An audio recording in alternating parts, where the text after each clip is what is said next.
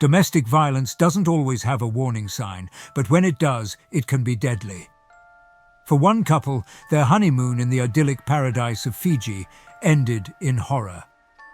Christy Chen, a bright young woman full of life and promise, was found dead, just days after saying, "I do." What could possibly have gone wrong? Bradley Dawson, her husband, was by her side one moment and then gone the next as authorities closed in. But what really happened during those final hours of Christy's life?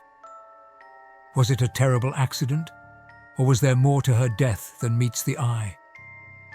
The truth isn't what it seems. As the investigation unfolded, a series of chilling discoveries raised more questions than answers.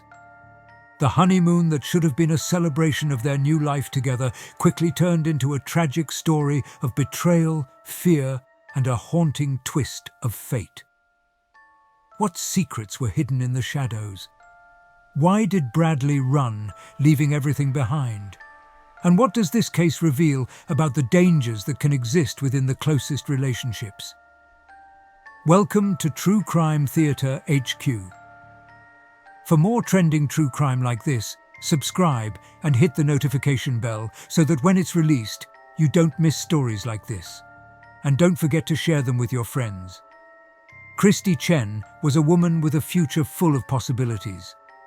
She had spent years honing her skills as a pastry chef, and now she was about to begin a new chapter of her life.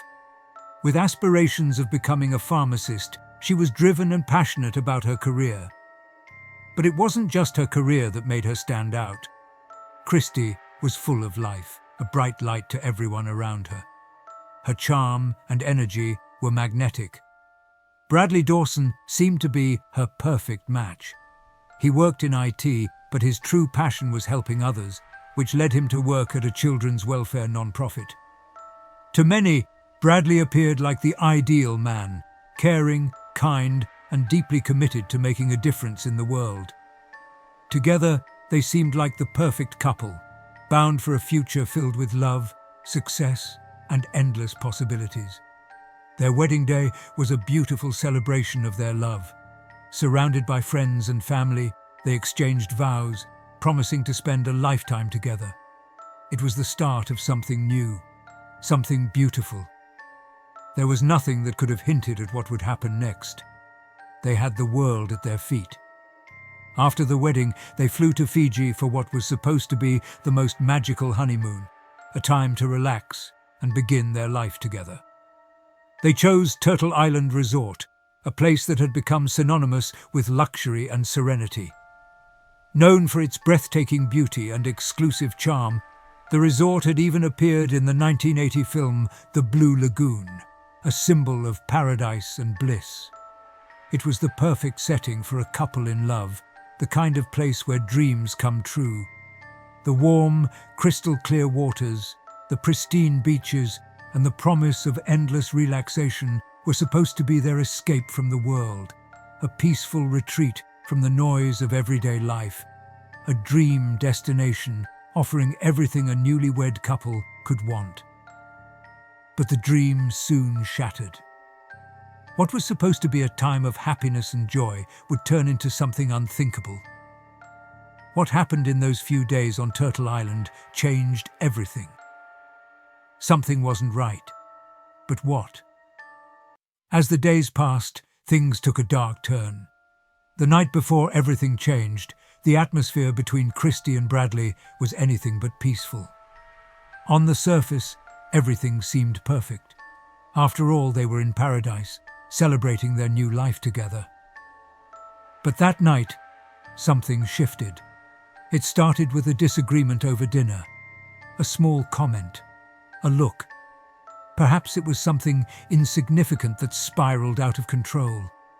Perhaps it was an old tension that had been quietly building. We'll never know for sure. What we do know is that it wasn't just any argument. It was one of those fights that seems trivial at first, but as the words are exchanged, they feel much heavier. The kind of disagreement that feels like it has layers. Years of unspoken words tucked into the air, building a storm that would eventually break. Christie, full of life and energy, was suddenly distant. Bradley, often calm and collected, seemed more frustrated than usual. They exchanged harsh words, but nothing was resolved. As the night wore on, they both went to bed, unsettled. The argument didn't get resolved, but they fell asleep, perhaps hoping that time would heal the wounds.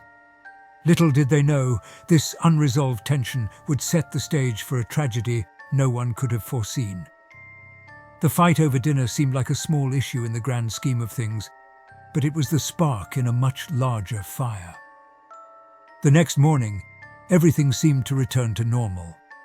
The sun rose over the resort, casting a gentle glow over the island, and for a moment, it felt like everything was going to be okay. The calm before the storm. The couple's absence was first noticed during breakfast. Staff at the resort were used to seeing them together, smiling, enjoying their first morning as newlyweds. But today, there was no Christie and no Bradley. They weren't at breakfast, and they weren't at lunch. A quiet unease began to settle in. The resort's serene atmosphere was shattered when a staff member made a discovery that would haunt everyone involved. It was early afternoon when the staff member entered the couple's bungalow, expecting to find them enjoying their private getaway. But instead, they found something far more sinister. Inside the bungalow, the scene was nothing short of horrific. Christie, once a vibrant and joyful woman, was found lifeless, her body cold and covered in blood. She had been brutally beaten. Her life, once full of promise and hope, had been ripped away in a place meant for romance and peace. A honeymoon turned into a nightmare in an instant. A wife, a new bride, lying dead in a pool of her own blood, her dreams of a blissful future crushed in a cruel twist of fate. The shock was immediate. The staff rushed to alert authorities, but with each passing moment, the question loomed larger. What happened? Who could have done this? And most importantly, where was Bradley? Bradley was nowhere to be found. In fact, as the search unfolded, it became clear that he had vanished. His belongings were still left behind in the bungalow. His phone, his watch, all the things he would need if he were planning to stay. But his wallet and passport were gone. It was the kind of detail that pointed to one thing: Bradley had fled. In the midst of the chaos and confusion, it became clear that all signs pointed to him as the prime suspect. He had disappeared, and there was no explanation for his sudden exit. Authorities quickly learned that he had taken off on a kayak, paddling away from the resort, leaving behind everything he had except for the most important items: his identification and money. Bradley had disappeared into the unknown, leaving everyone to wonder if he was trying to escape the unimaginable or hiding something far darker. As the hours passed, authorities scrambled to piece together his movements, trying to make sense of his flight from the resort. It took 36 long hours, but eventually their search led them to a remote island, miles away from where Christie's body had been found. When they caught up to him, Bradley seemed almost like a man who had been running from something much more than just law enforcement. He was found in a disheveled state, his clothes soaked from the ocean, but his story was the same. He fled in panic, unable to process what had happened to his wife. "I was in shock," Bradley would later claim. "I didn't know what to do. I just ran." The words sounded like the grief of a man who had lost everything: his wife, his future, his peace of mind. It seemed like a plausible reaction from someone reeling from a sudden, violent tragedy. But even in his words, there was something off, something that didn't sit right. Was this the reaction of a grieving husband? Someone so overwhelmed by shock that his only response was to flee, leaving everything behind in a panic? Or was this the calculated move of a man trying to cover his tracks to avoid being caught in a web of his own making? As authorities dug deeper, the question remained: could the calmness of his escape truly be the product of pure fear and confusion? Or was it a deliberate attempt to evade justice? The manhunt that followed would only intensify the mystery, as each new detail raised more doubts about Bradley's innocence. The courtroom was packed, the air thick with anticipation. 2 years had passed since the tragic events unfolded, but the truth was still unclear. Bradley Dawson, the man who had once seemed like the perfect husband, was now standing in front of a judge, pleading not guilty to the brutal murder of his wife, Christy. His defense was simple: an accident. He claimed that the death of his wife had been a terrible, unforeseen mistake. That their argument, the fight that had occurred just hours before her death, had escalated in a way that he couldn't control. He insisted that he didn't mean to hurt her, that her death was not his intention. But as the trial began, it became clear that the defense's narrative was not going to hold. For weeks, evidence was presented, testimonies given, and the emotional weight of the tragedy seemed to hang over every word spoken. Lawyers and witnesses took the stand, piecing together the moments leading up to Christy's death, while the prosecution painted a chilling picture of a man who, by all accounts, had every reason to run from the crime he committed. As the trial dragged on, doubts began to surface about Bradley's version of events. Why had he fled the scene so quickly, taking only his wallet and passport, leaving behind his phone and watch? Why had he not tried to call for help or alert the authorities? His actions seemed more like someone trying to cover their tracks than someone in shock over the loss of a spouse. And then, after days of testimony, the trial reached its culmination. The judge stood, ready to deliver the final word on a case that had captured the world's attention. "Beyond a reasonable doubt," the judge stated, his voice steady and firm, "Bradley Dawson was responsible for his wife's death. His defense was not credible." It was a verdict that felt almost inevitable, but that didn't make it any less impactful. The courtroom was silent as the reality of the ruling settled in. Bradley Dawson, the man who had once seemed so promising, so full of hope for a future with his bride, was now held accountable for the horrific death of the woman he had sworn to love. The crime that had started as a honeymoon dream ended in unimaginable violence. Christy's body, so brutally beaten that it couldn't even be embalmed, left an indelible mark on everyone who knew her. Her family was faced with a heartbreaking decision. They couldn't bring her home for a proper burial. Instead, her ashes would make the long journey back to Memphis, a cruel reminder of the horror that had unfolded on that paradise island. The hope for a joyous future had been replaced by a quiet, painful reality. As the trial came to its conclusion, Bradley's conviction was inevitable. The brutality of the crime, coupled with the lack of any plausible defense, sealed his fate. He was sentenced to life in prison in Fiji, far from the life he once knew in Memphis. His life, once filled with promise, stability, and a future with Christy, had come to an abrupt, tragic end. Bradley Dawson was a man who appeared to have everything: a promising career, a beautiful wife, a life that many envied. Yet, in a single, incomprehensible act of rage, he destroyed it all. What had pushed him to commit such an unspeakable act? What could have been so wrong in their seemingly perfect life that it led to Christy's death?